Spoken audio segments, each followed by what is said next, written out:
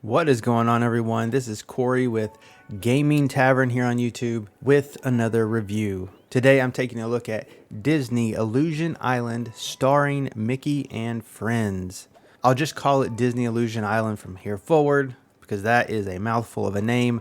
But yes, this is a platformer Metroidvania game starring Mickey, Minnie, Donald, and Goofy. So off the bat, it's Disney characters. You might think it's a kid's game, and it is for kids, but it's also for seasoned players as well. This is a game that will cater to both in fun ways. So I love Metroidvanias, so that was like the initial draw. I also most of the time like IP-based games, so throw in a big IP like Mickey Mouse, and I'm kind of here for it. Whether it was a kid-ish game or not would not have stopped me from trying it, but I'm glad I got a chance to play this because it was actually pretty fun. So some of the things that make it stand out is that it's 4-player co-op. Now, I didn't get to try the 4-player co-op, but I've seen videos and it works exactly as you would expect. I played entirely on single player. You can change the difficulty, so it is great for kids or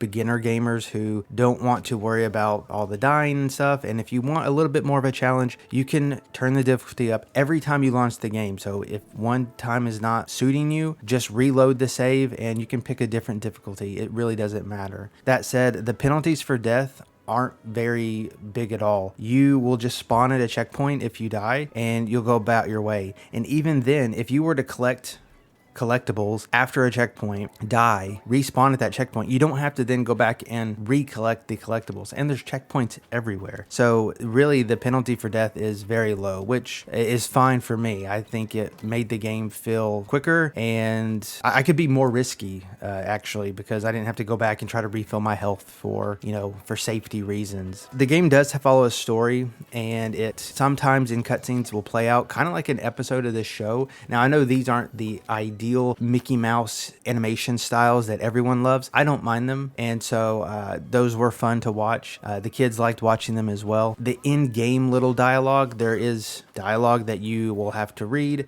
just clicking through a couple of word clouds here and there, but sometimes when the cutscenes come up, it does feel like a real show, and like you could basically make an episode out of this whole game. Now the story wasn't anything complex or unexpected, so that's not why I'm playing the game. I played for gameplay, and so this one does deliver.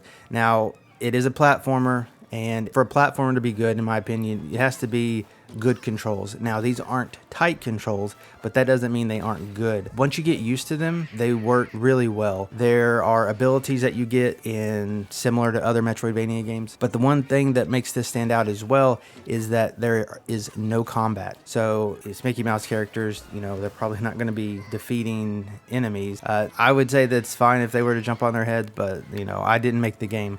That said, just avoiding enemies and making this a platforming only type game still has its rewarding, challenging sections that you can do in order to get, 100% of the collectibles or something like that. Most of the time, to get through the game, you didn't have anything that was crazy difficult. And once you get used to the flow of the platforming, it actually works pretty well. There's a variety of things to do in the game besides just completing the story. I already mentioned collectibles. There are time trials. There is a fun, it's not really a roguelike, but there's a digging game that you don't have to play, but you can play. And it's just kind of a go until you can't go anymore, upgrade your stuff, go again, get a little further, rinse and repeat until you're done with it, to be honest. And so that's fun. So there's a lot going on with this game. I think when I completed the story, I was about 70% on my save file, and that may have been around the 7 to 8 hour mark, but I've already put in a handful of more hours. I'm planning on 100% completing this game, and I'm getting there. So I think that says a lot about it as well. I'm enjoying the platforming enough to keep playing, so that's good. There are boss fights, however, you still are platforming, and it's not about combat. Those I could see a beginner gamer maybe struggling a little bit at times, not on all of them, but that said, there still are those difficulty options that I'm sure make it easier. So this is a fantastic game to play with your kids because it is co-op, but also let them try it out for themselves.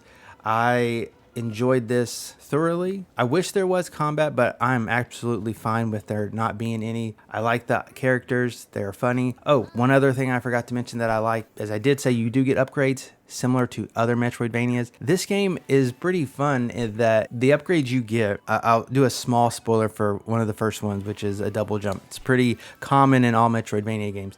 In order to do a double jump, somebody gives you something, they make you something, and it could be a rocket strapped to your back or a bump off of a chili pepper, something like that. It really makes no difference. All the characters control the same. It's just the animation that they do. But what I like is every time you interact with like a character that will talk to you, all 4 of the characters will appear, no matter which one you're picking. And they each get their own unique style to these upgrades. And I thought that was pretty cool. It's a way to bring back that, hey, they're on a mission together. Whether you're playing alone or not, they pop up so you don't feel alone in it. So it kind of makes the story make a little bit more sense. I enjoyed that. So yeah, I really don't have a ton of bad things to say about Disney Illusion Island starring Mickey and Friends. It's simple. It is filled with stuff to do, got a little bit of voice acting. I'm struggling to find bad things to say. Maybe it will feel a little slow and easy to seasoned gamers, but go for 100%. Try, don't put on invincibility mode or anything like that, and try to make it seem like, you know, the penalty for death is bigger than it is, and you'll probably have a good time with it. I'm going to recommend it to my Metroidvania friends. So yeah, it's a decent game. That is Disney Illusion Island starring Mickey and Friends. If you're not already on XboxTavern.com, be sure to go there, check out my final score for the game. Otherwise, I'll catch you here on Gaming Tavern on YouTube in the next review.